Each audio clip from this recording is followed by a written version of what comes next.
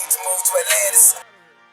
Guardiola's Mourinho-esque masterclass. For cheap, good quality football jerseys, go over to www.jerseyfifa.com, a link will be left in the description, and use code atlantisfootball for 5% off. Before I get into the analysis, let me show you what's coming up in this video, whilst I tell you about the OneFootball app, because this is the app I use to keep up to date with the latest circulating transfer rumours, and I find the match section on the app incredibly useful as well, for looking at matches, clubs and players that I'm not able to watch on a regular basis. If you like this channel, you'll definitely love this app, so when you go to subscribe to the channel, if you enjoy the content, which would be very much appreciated, make sure you click the link in the description to get the OneFootball app completely free. So going into the game, Pep lined up his side in what looked to be a 4-2-3-1, with Ederson in goal, Walker and Zinchenko the fullbacks, either side of Diaz and Stones at centre-back, with Fernandinho starting alongside Gundogan in midfield, Mahrez playing from the right flank, Foden from the left, and Bernardo Silva starting just behind Kevin De Bruyne. Pochettino used a 4-3-3 with Navas in goal, Kimpembe and Marquinhos as centre-backs,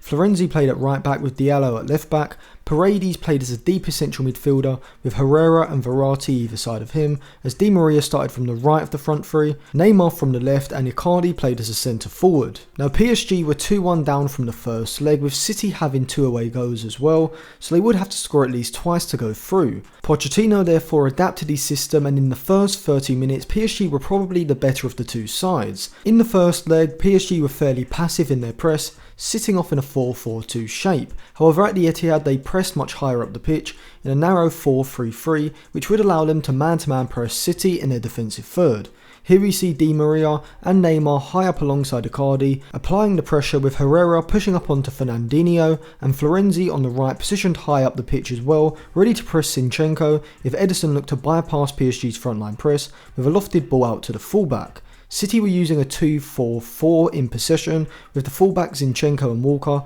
pushing up but not as high as you would expect. They held deeper positions, and this was because Foden and Mahrez were holding wide positions on the flanks, creating the advance width. De Bruyne played as a false 9 as he has done throughout the second half of this season, with him and Bernardo Silva being given the freedom to float around the pitch, looking to drop into pockets to receive the ball. PSG would drop into a narrow 4-3-3 or a 4-4-2 on occasion, with Di Maria dropping on to the right side of midfield, which closed up the space centrally, but did give Zinchenko and Walker, the fullbacks of City, a lot more space in the middle third on the flanks. City were still trying to play out from the back despite PSG's high press, but they aren't averse to going direct, and we saw this with the opening goal inside 11 minutes. PSG were almost a victim of their own good pressing. They initially forced Gundogan to play the ball back to Ederson, as Neymar, Icardi and Di Maria pressed in a narrow front three, cutting off the passing lanes into central midfield. This forces Ederson long, and his pass is spectacular, finding Zinchenko, who runs off Florenzi in behind PSG's very high back line,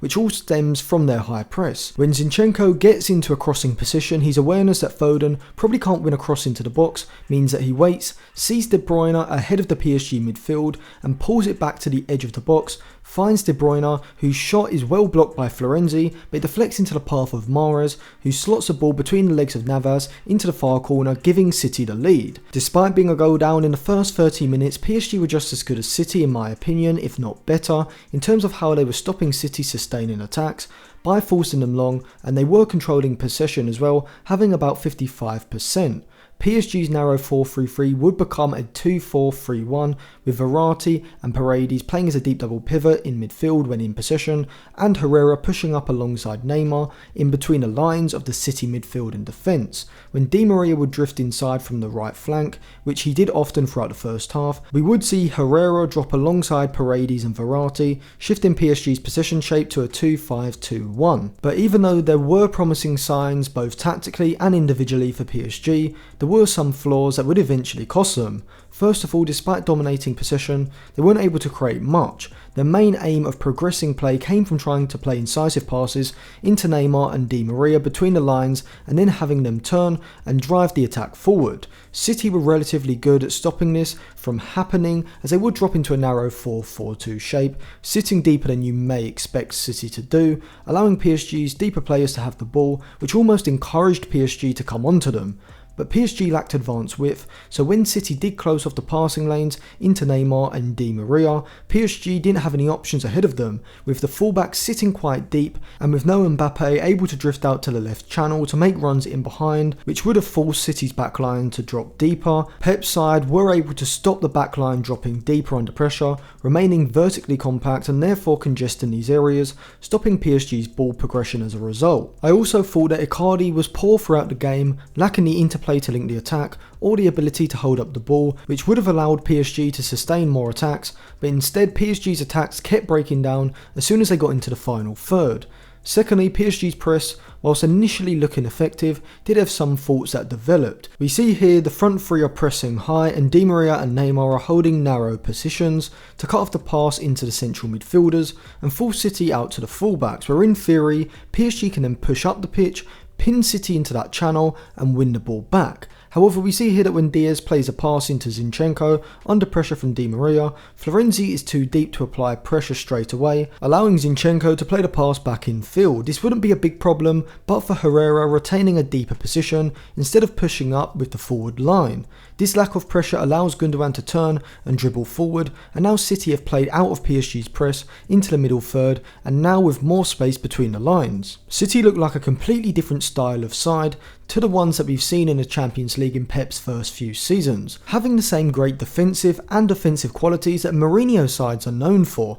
thinking back to the rapid counter-attack he had at Real Madrid and the deep, compact, imperious defensive unit he had at Chelsea. In this game, most of City's best attacks came from being more direct and transitioning the attack quicker, whether that be with a long ball over the PSG back line or a vertical pass into a forward player in the middle third, and then quick interplay between Foden, De Bruyne and Silva to work the ball into PSG's defensive third, from where they could then create. Going into half-time, PSG just edged the half in terms of expected goals, having an XG of 0.51 to City's 0.47, so the game was pretty even. However, City already had a lead from the first leg and then extended that, so they were happy to allow PSG to have possession, soak up the pressure like a sponge before bursting out with a counter into the space PSG had vacated. In the second half, PSG continued to press high in their 4-3-3 shape, pushing up into a 2-5-3 at times, but City continued to have joy counter-attacking quickly with a direct vertical pass into De Bruyne,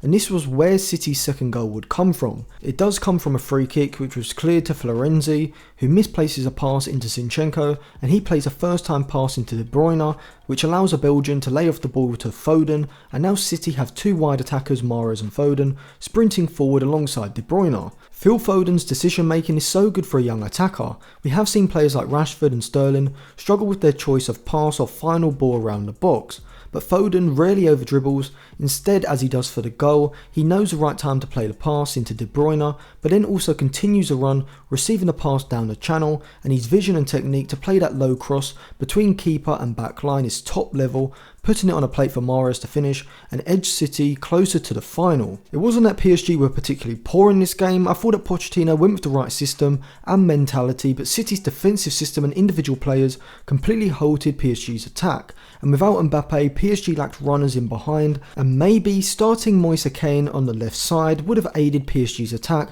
looking back in hindsight. What made Guardiola's 4-4-2 defensive shape so effective was the midfield, with Foden and Mahrez taking up narrow positions, almost as wide central midfielders, which closed off the space between City's wide midfielder and central midfielder, stopping passing lanes opening up into Di Maria and Neymar between the lines, and forcing the ball out to Diallo and Florenzi, which made PSG's attacks predictable and easy to defend against. But as I said, individual players also played their part, but for Stones, Zinchenko and Diaz, PSG could have pulled a goal back. Zinchenko and Stones did very well against Neymar, standing their ground, forcing him wider and enabling Zinchenko in the end to put in a block to the shot. Stones and Diaz were tremendous throughout the game, stopping Di Maria, Icardi and Neymar a few times in the first half, but in the second half they were even better, with Stones making a crucial interception from a cross and Diaz making at least two major blocks from PSG's shots around the box. Fernandinho was very good defensively in midfield, with his tackling and positioning being crucial to the functioning of the whole defensive shape. All of City's front four were fantastic, but Foden in particular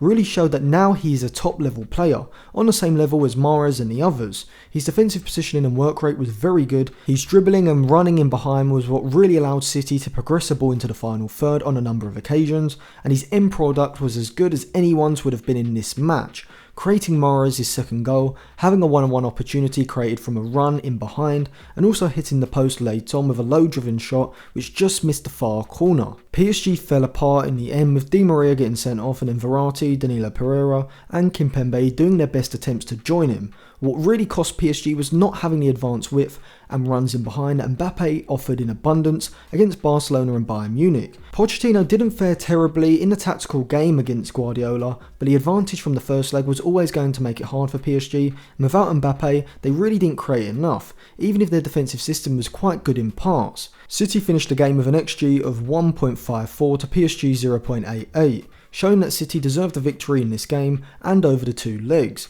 giving them a place in the final against either Real Madrid or Chelsea. And if you'd like to see me do an analysis of that game which takes place today, then make sure you subscribe to the channel and give this video a like. Check out my analysis of Real Madrid Chelsea in their first leg, as well as the other videos that I have linked in the description. Follow me on Instagram and Twitter for more content as well, and give the video a like and put your thoughts in the comments section too.